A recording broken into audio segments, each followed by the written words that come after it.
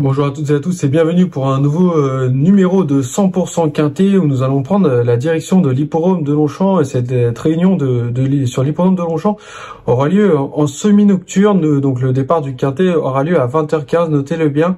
Il s'agit du prix de Marly qui est un handicap réservé aux chevaux âgés de 3 ans sur la distance de 1300 mètres. Ça devrait aller vite.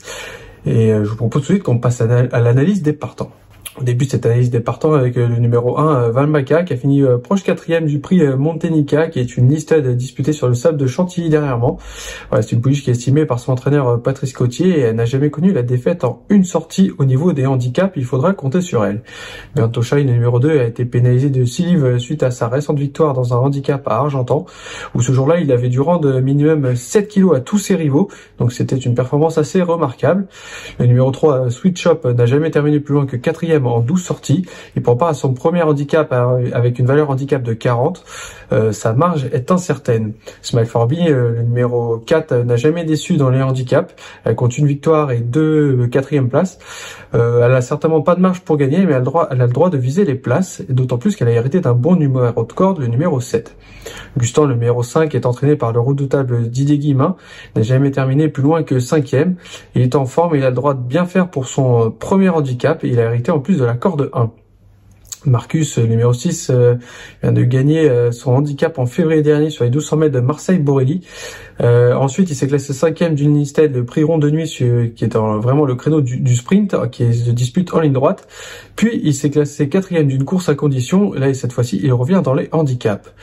Stolen Kiss, le numéro 7, vient de gagner son Méden face à une opposition peu relevée, certes, mais il est bien placé en 38,5 pour son premier handicap. Il se lancera en plus avec la confiance de son entraîneur.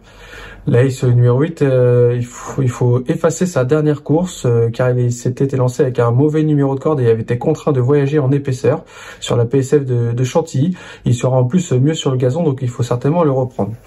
Victory Folly, le numéro 9, dispute son premier handicap. Elle a été descendante par 2 fois sur 1600 mètres cette année et retrouve cette fois une distance dans ses cordes, alors pourquoi pas. Le numéro 10, Faye, vient de faire une bonne rentrée à Saint-Cloud et ce malgré un mauvais numéro de corde. C'est un peu un test à ce niveau, mais elle peut tout à fait jouer les troubles faits. Avantino, le numéro 11, qui sera associé à Maxime Guyon, est en forme. Et il a gagné son handicap lors de son avant-dernière sortie à Deauville en novembre dernier, puis a confirmé pour sa rentrée dans un Quintet Plus en se classant 2e mi-mars. Le numéro 12, Mr. Chang, réalise 2 courses de rentrée moyenne cette saison pour le moment, était baissé en valeur de ce fait et est à revoir, mais il n'est pas simple à situer. Astrellar, le numéro 13, vient de gagner son handicap en terrain collant à Sonone. Il devrait apprécier l'état de la piste, mais la corde 14 devrait grandement l'handicaper. The Doctor, le numéro 14, vient de finir 4e en étant très malheureux pour son premier essai dans un Quintet Plus sur le sable de Chantilly. On attend une confirmation de sa part.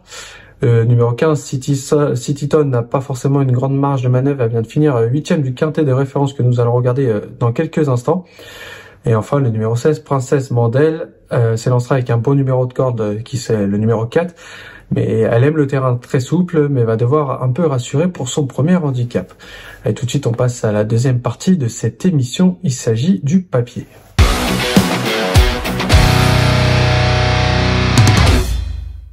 On débute notre papier avec la candidature du numéro 7, Stolen Kiss, qui, comme vous pouvez le voir juste en dessous moi, Stolen Kiss, c'est 6 sorties pour une victoire et 5 places durant sa carrière, sur un joli ratio de 100% de réussite dans les 5 premiers.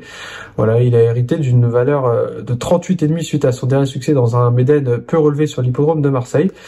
Il a hérité également d'un bon numéro de corde pour ce prix de Marly puisqu'il s'élancera de la stalle numéro 6. Voilà, c'est un poulain qui coche avant coup beaucoup de cases, d'autant plus qu'il sera associé à Michael Barzalona. On passe à l'analyse du numéro 5, Gustan, qui lui aussi s'apprête à disputer son premier handicap. Il a été crédité d'une valeur de 39,5. Dernièrement, il a fini 5e du prix Torres Estrella. C'est toujours une course à conditions prisées dans le sud-ouest, qui peut parfois même mener jusqu'à la poule d'essai des poulains. Donc voilà, le lot était bien composé en plus, d'autant plus. Lui aussi était irréprochable depuis le début de sa carrière. Il a pris part à 5 courses pour une victoire et 4 places. Lui aussi 100% de réussite dans les 5. Irréprochable, on aimerait tous en avoir des comme ça. Son entraîneur Didier Guillemin se déplace toujours à bon escient lorsqu'il vient à Paris. Il sera confié à Théo Bachelot et s'élancera de la salle 1, donc il peut aller très loin en allant devant. Passons maintenant à la candidature de The Doctor, le numéro 14. Et pour cela, nous allons vous montrer la fameuse course de référence du 17 mars dernier, le prix des 4 glacières. C'était un handicap disputé sur la PSF de Chantilly, sur 1600 mètres. Et dans cette course, on retrouve notamment Cityton, le numéro 8, qui, après avoir animé, avait un peu faibli. On voyait aussi aux avant-postes Lace, qui finissait après 11e et qui avait craqué parce qu'il avait été contraint d'évoluer en 3e épaisseur, le nez au vent. Quant à The Doctor, on peut voir à l'arrière de ces images qui avait longtemps patienté, qui avait ensuite été très malheureux dans la ligne droite, mais qui a remarquablement fini pour échouer tout près du podium. Et juste devant lui, on voyait Avantino avec la casaque rouge qui finissait 2e, qui était pas loin de l'emporter face au pensionnaire Afogado, le pensionnaire de Pierre et Joachim Brandt, qui semble avoir un peu de marge. Donc tout ce petit monde va se retrouver ce jeudi. Et voilà, tout laisse à penser que ce Docteur pourrait prendre sa revanche sur tous ses concurrents qu'il a affrontés dernièrement, car il n'avait pas eu toutes les coups des franges dans la ligne droite. Donc voilà, il faut surtout reprendre The Doctor en confiance. Justement, on va revenir également sur la candidature de Avantino, qui a fini 2e du quintet de référence, comme on a pu le voir il y a quelques secondes. Il est de nouveau associé à Maxime Guyon et il semble encore avoir de la marge après son succès obtenu lors de son avant-dernière sortie dans un handicap sur la PSF de Deauville. Voilà, c'est un poulain sympathique qui semble compétitif, mais qui devra toutefois s'élancer avec la corde 15. Et ne vous cachons pas que s'il avait été hérité d'un meilleur numéro de corde, nous l'aurions mis bien plus haut dans un pronostic. Enfin, on termine ce papier avec la candidature du numéro 1 Valmaca, qui vient de finir dernièrement 4e du prix Montenica, qui a toujours été une pouliche estimée, comme je l'avais précisé il y a quelques minutes. Voilà, dans le handicap, elle est pour le moment invaincue, parce qu'elle n'a pas connu la défaite en une sortie. Elle revient dans cette catégorie en valeur 42,5. La valeur semble bonne. Seul bémol, encore une fois, c'est le 13 dans les stalles de départ, mais si elle s'y adapte, tout laisse à penser qu'elle pourrait bien faire. Allez, on passe tout de suite à la 3e partie et dernière partie de cette émission. Il s'agit de notre choix.